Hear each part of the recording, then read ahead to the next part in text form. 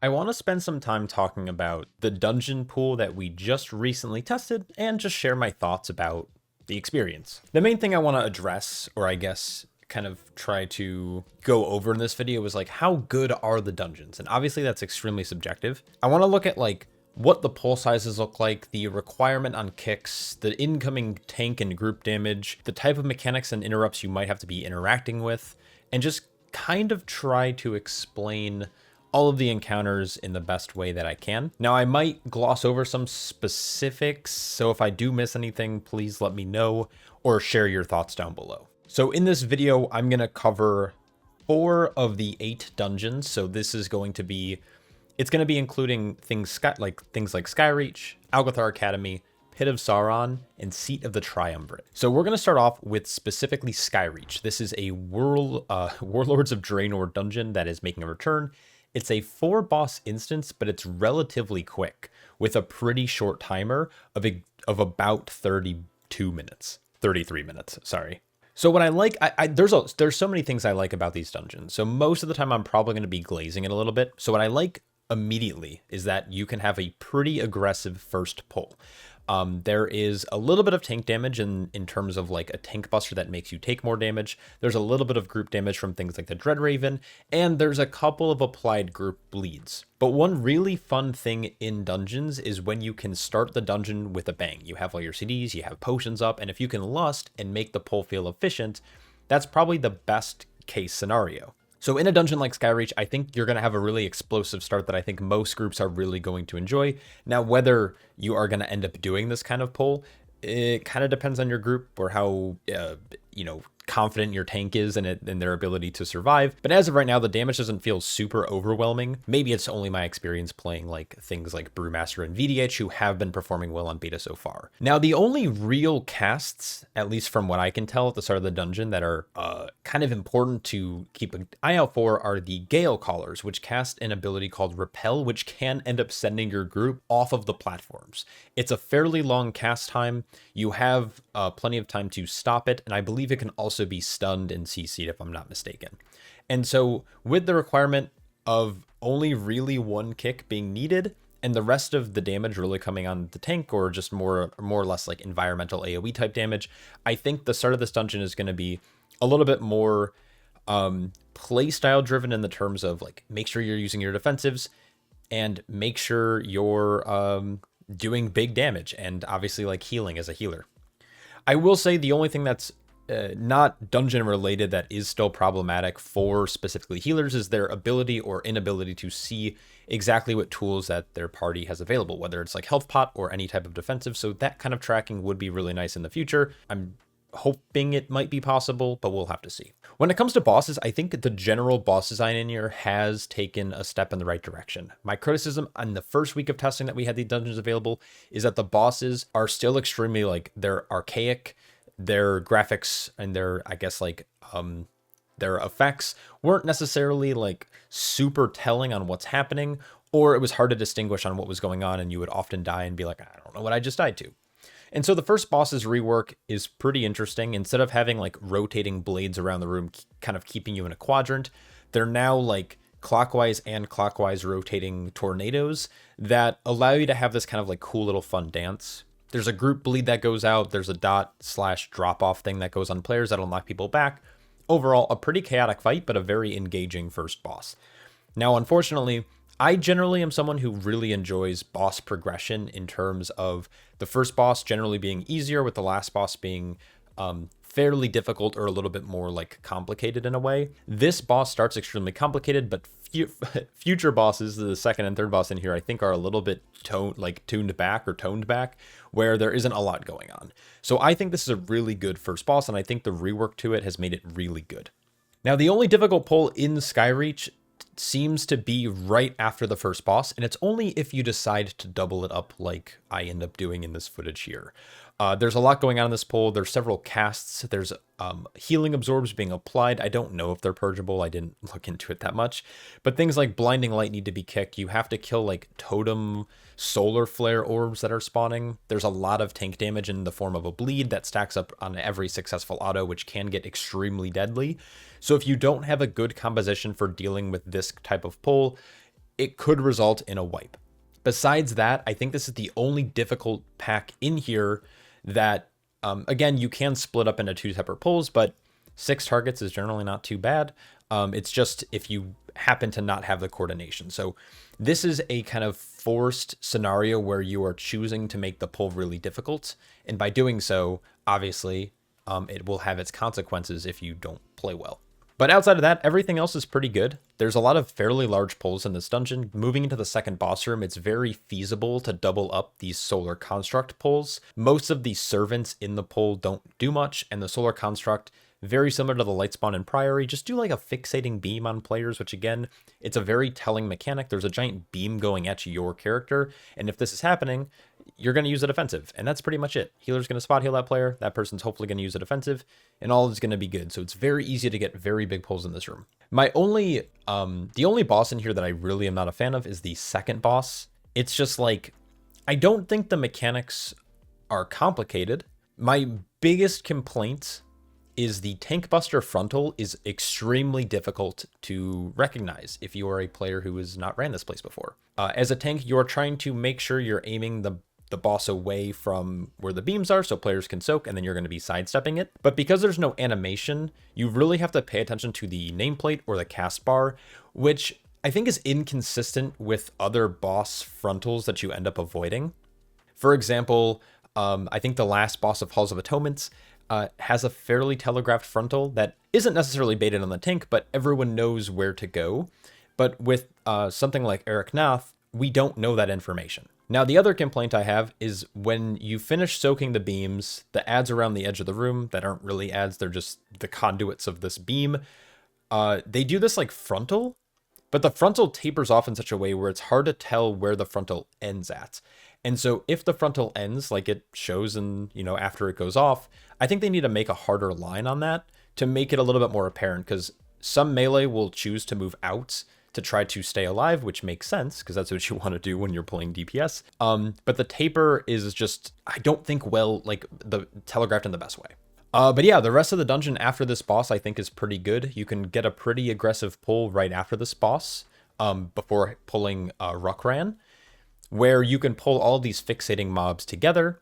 You can lock down the tamers if you like to with their Mark of Death, but when they do apply Mark of Death, you can then utilize stuns, stops, displacements, things like Ursul's Vortex, Ring of Peace to keep the mob stacked and away from that player. And you can, again, very big pull, potential lost opportunity. The only part that I'm not a fan of is that Ruckran isn't able to be engaged with by your party until all the ads are dead. So there's not really, you have to, obviously I think you're incentivized to pull it fast and pull both groups together, but it'd be nice to also be able to maybe even in a world where you can pull stuff onto boss for efficiency. And if you're obviously coordinated. Third boss is pretty good. I think the updates to its design are much better than it was before. It was kind of hard to tell where the phoenixes were. I think the eggs are a little bit more telling. You basically, DPS players want to, when the ads spawn, you want to make sure that they die away from the eggs that are already in the ground. Now, the one thing that I will say about this is that in the highest level of content, this could be a pretty intense encounter, because you might end up in the case where you have a bunch of ads spawning frequently over and over again, which erupt in pulsating damage. So it's going to be a fight of control.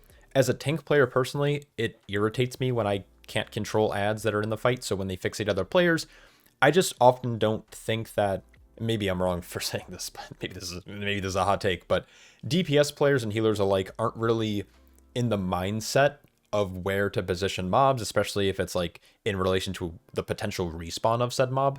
And so when you have people, they see an ad fixating them, and they often will do the thing that you're not supposed to do, which is kite it away, run away from the group, or run it to the tank. Realistically, it's just, I think people kind of freak out when they're being fixated. And yeah, that's my only little gripe with this boss, but that's just a skill issue, I guess. So my major complaint about this dungeon is the gauntlet in its current state. So after you finish Ruckran, you get the good old maze of tornadoes and eagles knocking you around, trying to get to the end. This feels extremely oppressive to classes that don't have high mobility. So priests, mages after they blink a few times, monks if you're like me and you messed up your rolls and stuff trying to do some cheesy shit because you saw a Megaset video and now you're like stuck. Also, it's a little buggy where when you do get knocked in the air, like for some reason the Z-axis has like different wind patterns, so you get blown anyways. And so waiting for players to get to the top of the spire, you waste so much time trying to do this maze. Luckily, when you play with a DH or someone like who has that ability to get across quickly, or a monk if played well and not like me, you can get through the maze pretty quick. But when you don't have a lot of speedy people, it's the most oppressive thing.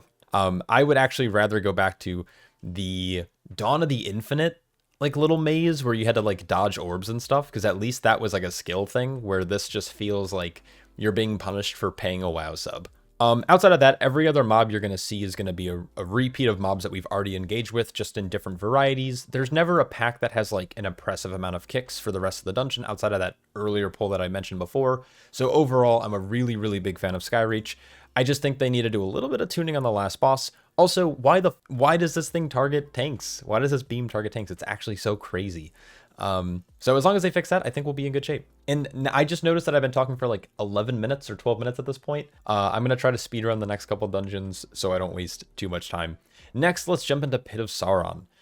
Pit of Saron has had a fair bit of changes over the recent weeks that have made it both better and worse, in my opinion.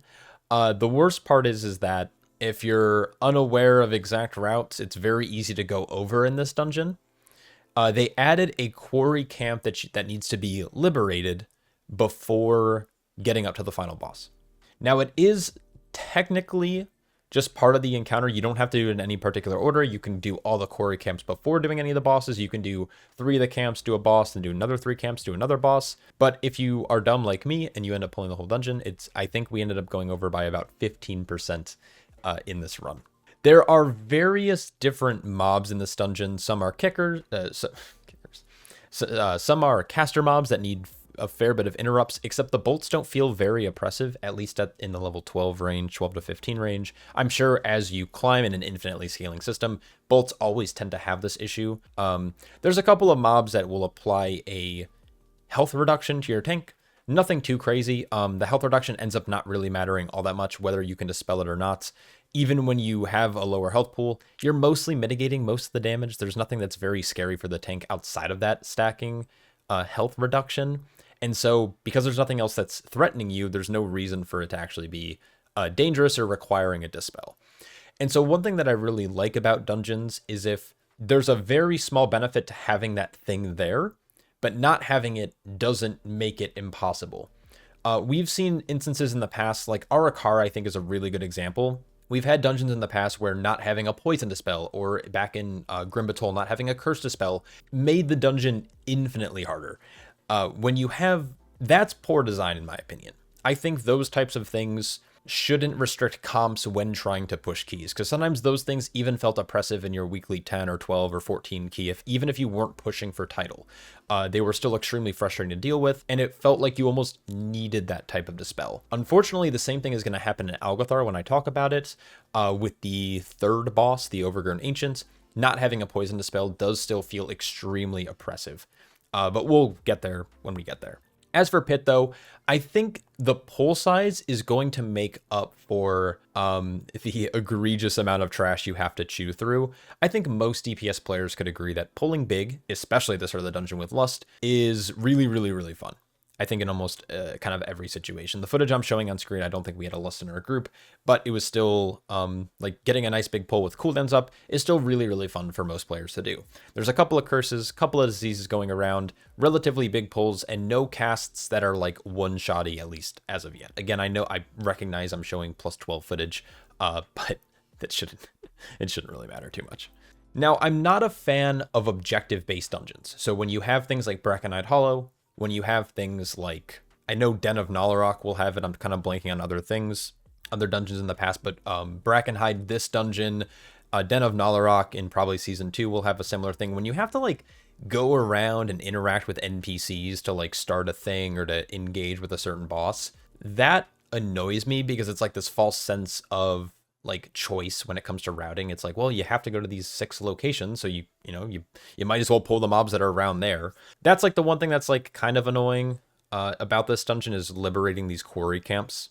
Besides that, relatively good dungeon. I think the bosses are interesting. The first boss, similar to like what I said in Skyreach, this like linear progression of first boss is relatively easy and straightforward. Second boss adds a little bit of more like complications, and the last boss is like, holy shit, there's a lot going on. I think Pit of Saron does that really well.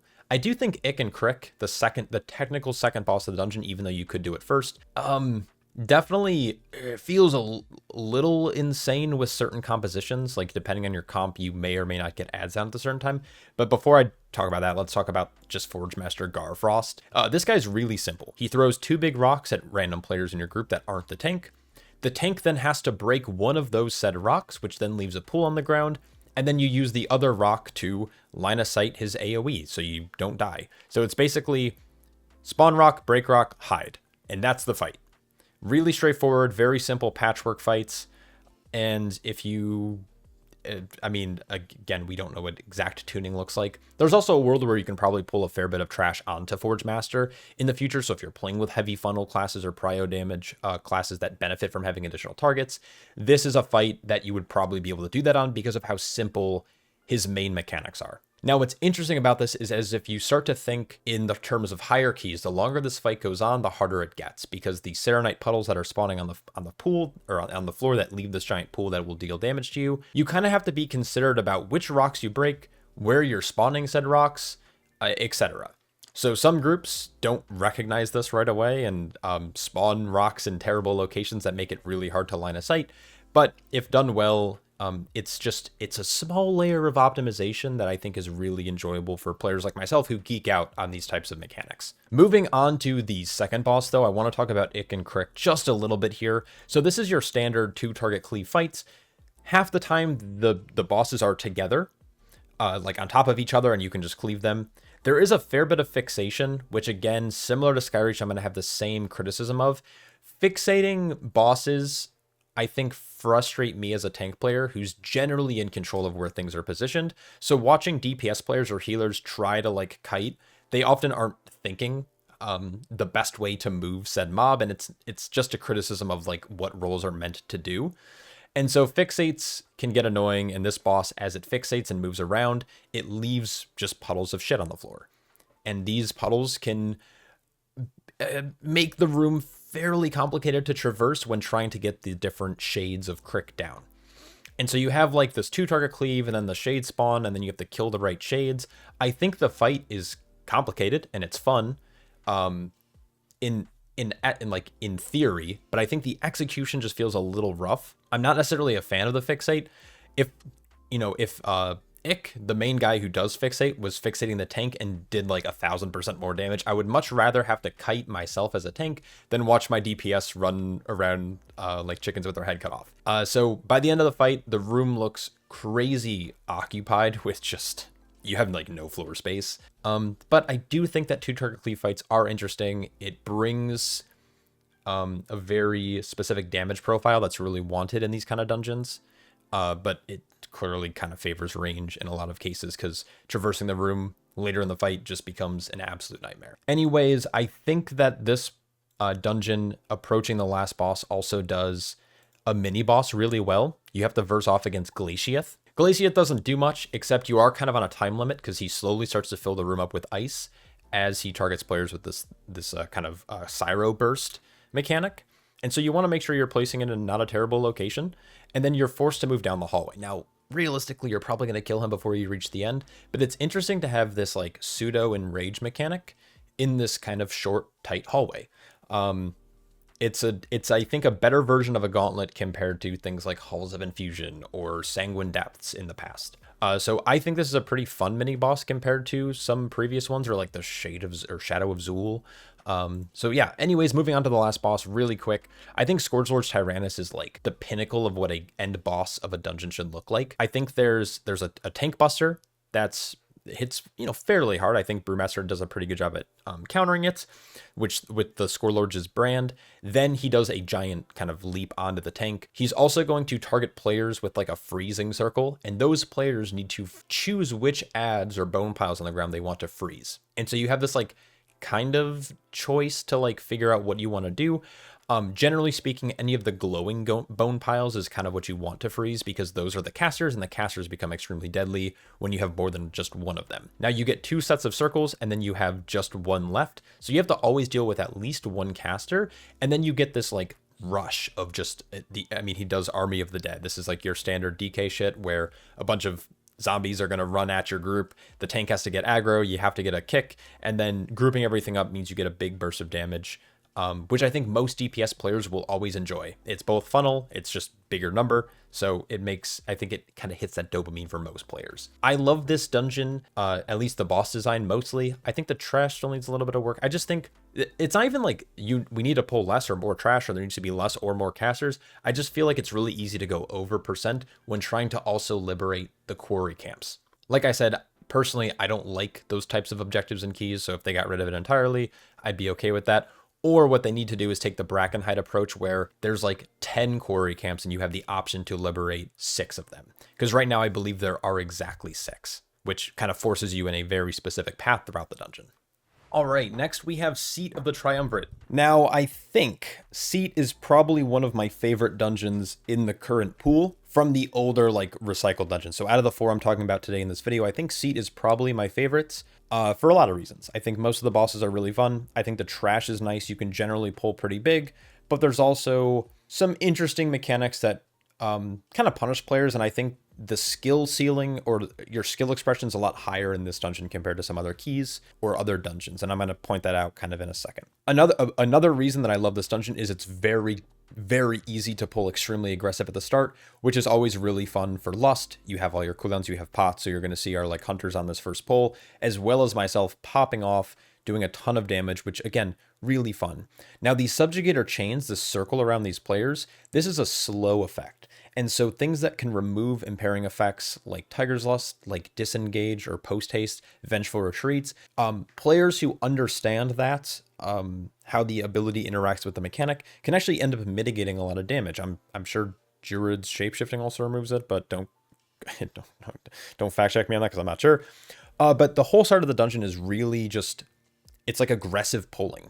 And this is always really fun. There's high amounts of tank damage. There's a fair bit of group damage. And there's like 1 or 2 kicks at max in some of these pulls, just being bolts that I think by themselves won't one-shot any player necessarily, especially in like this level 13 that I'm showing on screen. But you do want to kick it, because if it overlaps with like Subjugator Chains or someone with the healing absorb on them, it could be lethal. The first boss, you do need to clear the full first room to spawn the boss, or at least all of these subjugators, all 4 of them. You can continue pulling trash if you really want to. This boss, I'm not a fan of for the same reason I don't like fixating mechanics. So what he does is he does a tank buster, and then he spawns, or he'll leap at a random player. After he leaps at a random player, he's going to spawn ads throughout the room. There's 3 slime ads that will try to connect with the boss. You don't want them to touch the boss. You want to kill them or CC them. Now, what I don't like about this is normally as a tank, I'm thinking of the best way to move the boss in such a way to group the ads up and keep the boss away from the ads so my group can kill them while keeping it at like a safe distance where they can still hit the ads, but the ads won't hit the boss. But this boss has a tendency to leap at a random player shortly after the oozes actually spawn. And so because I'm not in control of the movement, what things I take pride in as a tank, it's just like, it's like a little annoying and like kind of clunky in a way, because if someone has the boss leap to a bad position, like let's say behind the ads, and then the boss starts sprinting back at me, it's pretty easy for one of those ads to actually touch the boss, which again could cause further complications into the encounter. Now, besides that, I think the fight's fine. I think the ads spawn a little bit farther, like too far away. They can spawn in like a really, really, really far corner, which isn't fun when you're trying to DPS them. Also, some DPS who like to drop the boss's thing really, really far away can also kind of just grief your melee. It's very easy to run this boss, especially if you're a very mobile class like a DH. Running the boss 60 yards away is just not optimal. So there's a little bit of griefing that you can definitely do on this fight. Once this boss goes down, we have another objective-based dungeon. This is probably my only, besides the first boss, this is probably my only major gripe with the dungeon. If you're going to have objectives, in a game where routing is kind of essential to your success in the key, or a key component to being successful, forcing players to go to 4 specific rift wardens to close 4 specific rifts that you need to close to spawn the second boss just feels extremely restrictive. But I do think that the rift wardens are a cool mechanic. I like the rift wardens. I don't think they're too oppressive in just their mechanics. They do a little bit of AoE damage to your group. You can't pull them far away from the portal, but they're not so dangerous that you can't pull trash on top of them. So it's a little bit of AoE damage, some dots that go out, and that's pretty much it. So these guys, again, like I said, they are fine to deal with. They're nothing crazy. It's not like, they're similar to like Shards of Halkias, I guess, in a way. Another reason why I wasn't a fan of halls, or I'm not a fan of halls. But once the rift wardens go down, you're pretty much good to go. There is one located to like the left that we handled first. Then there's like a centralized rift warden. Then there's one to the far right. And then you have to like double back and then go to the boss room. So there's a lot of running in this part of the dungeon, but I think some of the groups that you can end up pulling out of the rift warden are like pretty okay. Now there are, the most annoying ads in here are the ones that kind of like port away. They're these ruthless rift stalkers. And what they end up doing is they like will port away and then start healing for a large portion of their health. And without immediate kicks, they're not doing group damage to you during their channel, but they are healing, which means you're in combat with them much, much, much longer. And similar to like Sanguine, obviously mobs that heal is rough. So these are probably the only mobs that I'm like not a big fan of, but for the most part, it's a lot of tank damage, a few debuffs going out, a little bit of group damage. I think most of the trash feels pretty good in this dungeon. The second boss is probably it's one of my favorite bosses because it's just strictly like 3 target cleave and all the bosses like share health. My biggest frustration is that it does require a kick. It requires 1 kick. Anyone can do it who has a kick, healers. But anyone can kick the Shade Wing, but if people aren't paying attention and don't move, the way that the orbs spawn and the circles that clear the orbs spawn on players, you need to have like an assigned, ideally range to make sure that you're interrupting it. Again, you can do it it's like every 24 seconds or something. So a range kick, I think, could work. But that's like the one thing you have to be super, super aware of in here. But outside of that, I think it's a fun little minigame of spawn orbs and then clear orbs. And I think the way it's done, it could be done really well. What I also like is that the orbs, if you do happen to miss one, isn't all that dangerous because your tank can always just soak it to take the stack. So I do like this fight. I just don't like the kick requirement, but that's just because we've ended up missing kicks on this fight because either everyone kicks or no one kicks thinking that someone else is going to kick. And when you're not in comms, obviously it's a little frustrating. After the second boss, most of the trash are things that we've seen before besides like the destroyers. They do a little bit of like group damage on 2 players with their like little circles that they put out, and then they do a frontal. And so these guys feel pretty tame. The big things you need to look out for here, are they the Void Benders? I'm trying to like remember. I think it's the Void Benders. They do this like Void Enhancement cast, and if it goes off, it makes their auto attacks like a chain lightning, and that chain lightning effect, as you can see here, just starts like ripping through. So it went off and you can see our group is just taking a ton of damage now. Now there's 2 of them going off, so we're just like bleeding out like crazy. And so there's one really, really important cast. And if you miss it, it's probably a group wipe. And I think most groups will really hate this. But again, it only requires 1 kick per player. So if you counter it, the Abyssal Enhancement, you're fine. One other really nice change that they also made is that like the diminishing return thing that they made, the change is really good. Like you can forever stun a mob as long as you have stuns available.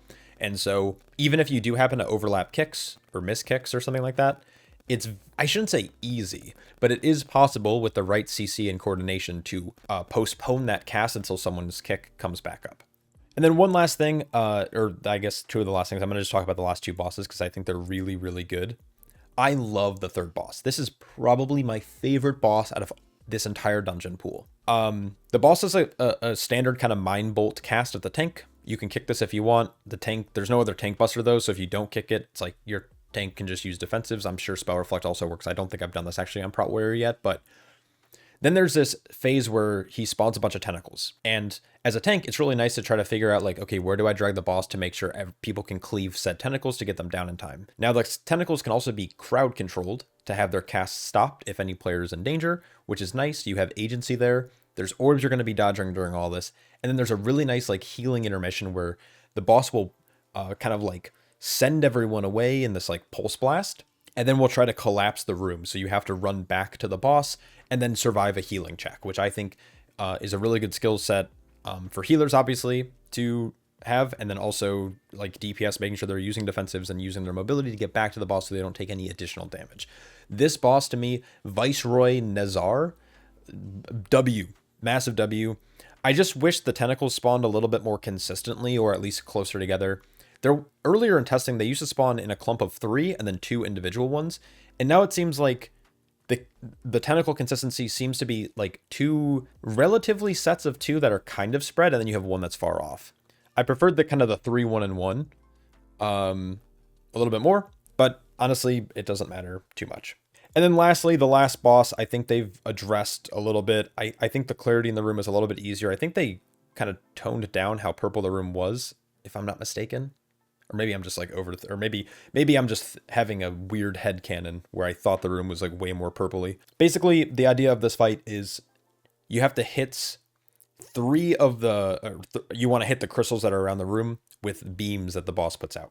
There's also this like rotating mechanic, very kind of simple, very similar to Halkias in Halls of Atonement. So just make sure you're shifting around. Then beams are going to target 3 random players. Those players will have to hit these crystals. After this, the crystals then change locations. And then the boss will try to erupt the remaining crystals. So it'll cause this like kind of void zone on the ground that you don't want to stand in.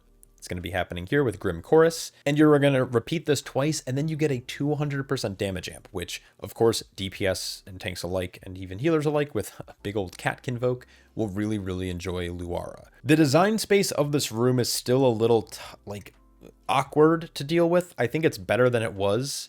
But I don't expect Blizzard to, like, change the layout of this room unless they, like, teleported the boss. Like, when you enter this room, like, the boss teleports you to, like, a little planet or a little void patch somewhere in the, you know, the void. I don't know what I'm saying. But basically, I don't think they can really improve this encounter space much more, but I do think it's in a better state than it was. Anyways, that is Seat of the Triumvirate, probably my favorite dungeon out of the bunch. I think they've done most of the trash really well. There's specific mechanics you need to look out for, and I think the boss design is really fun to partake in.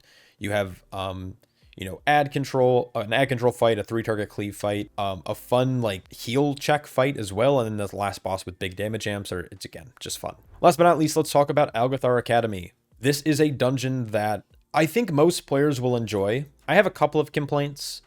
I think, I'll get to that when I get there. So the first boss room, of course, most players go to the Overgrown Ancient, the Botanica, and they do a very large lasher pull. Now, one thing that they did change in the most recent build is that these Vile Lashers now have a bleed that can stack. So based on how you pull the Lashers, it could get into a dangerous situation where the bleeds are constantly getting extended. Now, luckily, they do cap at 5, but if you go any higher than that, or if you get up to 5, you're probably in a lot of danger. Still a really fun first room to pull, though. The only thing that's a little annoying is threat, so your DPS just need to not be overzealous and just, like, relax for a second while the tank gets their threat and gets everything gathered. First boss, or I guess third boss in this case, or if we're looking at the Dungeon Journal, Overgrown Ancient, very similar to before, has a nice tank buster, summons ads. You want to make sure you're staying stacked as a group and moving in one direction. Good band, by the way. So a really fun, not a damage amp fight, but you get a lot of pad, and any kind of funnel class is going to have a blast here. The one thing that is still going to be an issue is you have to have enough DPS to focus down the ancient branch that spawns to get rid of your debuff, and the ads still require a poison dispel, and I believe the stacks can go up an infinite amount still, or all the way up to 99, I think, where it will max out at. So if you don't have a poison dispel and your tank isn't necessarily great, it can be a problem. It can quickly become lethal for your tank if you have a combination of the tank buster and a infinitely stacking poison debuff. Now, one thing they could fix about this debuff is if they added a cap. Let's say it caps at 30 or caps at 40 or 50, whatever Blizzard feels like is appropriate. Not having a poison dispel is really rough. It could also last for only a couple of seconds, which allows tanks to, like, kite for a second using Ring of Peace, using Leg Sweep, Chaos Nova, just heroic leaping away. Having the ability to drop the stacks without requiring a poison dispel, I think, would make this encounter a little less required to have a poison dispel, essentially is what I'm trying to get at. But overall, very fun fight, and I think most DPS are going to really enjoy this encounter. You have the same mini-boss of getting across. I don't mind this mini-boss as much. I think it's, like, kind of okay. Like, I don't really have any notes here. Once you get to Krot's platform, you have 3 bird packs you have to take care of in a specific order. You can't pull them earlier to try to get bigger pulls and utilize, like, cooldowns, so you kind of have to do it one at a time. It's like a little gauntlet, kind of obnoxious in my opinion. And then Croth. Croth was reworked significantly. There's no danger of the one-shot potential, but I don't like the pacing that Croth has. So Croth now enters his or her intermission at 75% automatic. Most players opt to use the fireside goals to start, which has a damage amp phase, which is fairly nice. And generally this will happen around the minute mark if you're like pacing yourself properly. And then you get a nice big damage burn. Now the next damage event or the next phase happens at 45%, which means that you're dealing with the end mechanics for like about half the fights. And now the stacks of Deafening Screech don't stack infinitely anymore. It's just a dot that gets applied to the group that lasts a couple seconds and it fades off. But I think the end of this fight's just really, really, really boring. Like, it would be more interesting if the boss didn't phase until like 25%, but then had like a 20% haste buff and just had a faster sequence of spells, making it like a little bit harder of enrage. But the end of the fight just feels really boring because once you dunk these, you get a small haste buff for a bit and that's it. It's just, I don't know. I don't know what they could do about this fight. I think it's in a better state than it was back in Dragonflight, but I do think that the end of the fight just like anticlimactic. You pick up your orbs, you continue tanking. It's more obnoxious than anything having to fight the wins, but that's it. Like there's no danger anymore. So if the boss had like a ramping haste buff in its last like 25% and they split up the intermissions a little bit more, I think that would make a better encounter, and would value like execute classes, obviously. Which would be kind of an interesting thing to have because more often than not in dungeons, it's very rare that you like want execute based classes because fights generally don't ramp up in difficulty later in the fight. They're either like static or they might get a little bit harder, but not enough to like be threatening to your group. One thing that Algethar has done as well beyond Croth is that they've reduced a lot of casts in the dungeon for the most part. They've removed the battle scepters that we used to have to deal with, which would cast just casts that you needed to interrupt. But because of that, they've replaced a lot of them with battle axes, which means that there's a lot more pressure on the tank in this dungeon to perform really, really, really well. Personally, as a tank, I'm a little bit okay with it, but I would like there to be some type of visual animation, some type of cast bar that maybe can't be interrupted, that shows the battle axe is about to do their tank buster, their hits. Because right now, you can't tell when it's coming out, so unless you're very locked in as a tank player or you're constantly rotating through defensives, sometimes the damage happens at random, or not at random, but like you might not be expecting it because you don't know what's happening because there's no clear indicator that you're about to get hit in the face for a lot of damage. And so as a tank player, the Spellbound battle axes, I think having some type of indicator on their casts, whether it's like a 1 second cast or something that like says like big damn, like I don't know, whatever cast they want to throw in, I think would make it a little bit more consistent and a little bit more telling for players, especially with the removal of like weak auras and black boxing a lot of these spell IDs. But for the most part, you could pull pretty big in here if your tank is confident. Ravagers are still really obnoxious to deal with. And then because there's less scepters and more of these like tomes and battle axes at the end, you kind of have to pull, or to spawn Veximus, you kind of have to pull the room a little bit differently, at least in the past, to make it a little bit easier to deal with. You still have the monotonous lecture. You have surges that you also need to kick. So yeah, these pulls can get pretty tough. It is possible to pull a bunch of stuff together and control it well with coordination or just like smart players, but this trash has become a little bit more tedious. Veximus also works exactly the same as before, or at least mostly the same. The order of the spell sequence though is extremely consistent. There's no, at least to me, I can't really notice any like really terrible overlap. It's like orbs, frontal, and then pushback. And of course throughout this you're also getting the mana bombs, but it's like never right before or right after a soak. It's always right before soaks. And so it gives the healer time to top everyone else up before they start soaking the orbs again, which I think is a better cadence. Maybe I'm wrong. Maybe I like actually need to take a closer look at the footage, but for the most part, it's relatively consistent. And finally, we have the worst changes to this dungeon. So they have made the Echo Knights in this area really, really toxic. So now instead of just doing a whirlwind around the character, they now will spawn circles around players. And so players need to be aware of their positioning, and you want to be like loosely stacked. The damage doesn't happen immediately, so you have time to react and get out of it, but you have to kind of react immediately. It's really hard to move the invokers even with the 5-second lockout, because more often than not, despite them being kicked and spell locked, most classes have some type of way to apply a pretty sizable slow, whether it's 30%, 50%, 70%. And so that's like a little frustrating to try to group these mobs up. And the Echo Knights also do group damage. Now it can be LOS'd as of now. So you can position the mobs in such a way where you can avoid the damage that's being dealt. Really obnoxious that there's like this arcane smash doing, in a 15, it's doing like 60%, if not more, of someone's health bar. And so at the very end of the dungeon, knowing this information, I tried getting the actually 2 Echo Knights onto the final boss, but unfortunately the arcane smashes, when they're back to back like this, are terrible. In my personal opinion, I think, especially if they're going to cast back to back, I think this needs to be tuned down. Not by a lot, 10%, 15%, but it's getting to the point where most healers probably can't burst heal someone up at least 25% to counter that. And if you have any more than 2 Echo Knights at a time, it becomes, I don't want to say impossible, but it becomes extremely, extremely lethal for your group if not coordinated well, if not using defensives and not using healing cooldowns to do this. So not only have they made these mobs harder, you can't pull onto boss, and it's harder to group them up, and it's hard to pull big. So most of the dungeon is pretty good, except this area. And then when you get to this area, it's like you have all this crazy momentum. You're pulling 5, 8, 10 targets at a time, if not more. You're having these really cool, engaging boss fights. And then you get to this area of the dungeon, and it's boring as fuck. Last but not least, Echo of Dori G. They made a really weird change to this boss. They added like a tank buster, which again, I'm fine with. I like tank busters on dungeon bosses. What I'm not fine with is not just getting targeted by the tank buster, which also applies the overwhelming stacks. You can also get targeted by the energy bomb, which means that you're going to pollute the room with a ton of extra pools just because you're getting targeted by a mechanic that I don't think should target tank players. It's similar to Skyreach. The last boss targets the beam on the tank every so often. Similar to Energy Bomb, it's not going to happen on the tank every time, but when it does happen, it's just like, oh man, like this didn't need to happen. Now, I generally like Echo of Dorogosa. I've always thought the boss fight was kind of intriguing.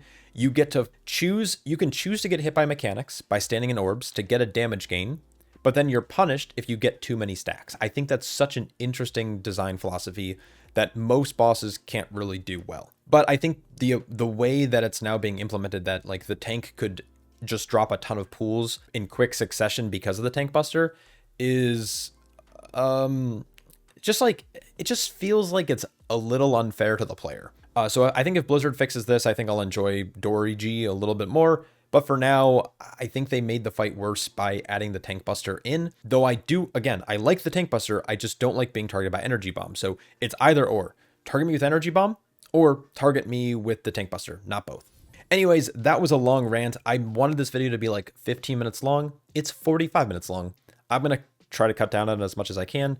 I hope you guys enjoyed my thoughts on this. I'm looking forward to future testing. I'm looking forward to seeing changes. I do really like the old dungeons for the most part. I would say this would be what I'd consider probably a better suite of dungeons going into a new season. So I'm very hyped. Anyways, let me know your guys' thoughts down below, and I won't waste any more of your time. So I'll catch you all in the next one.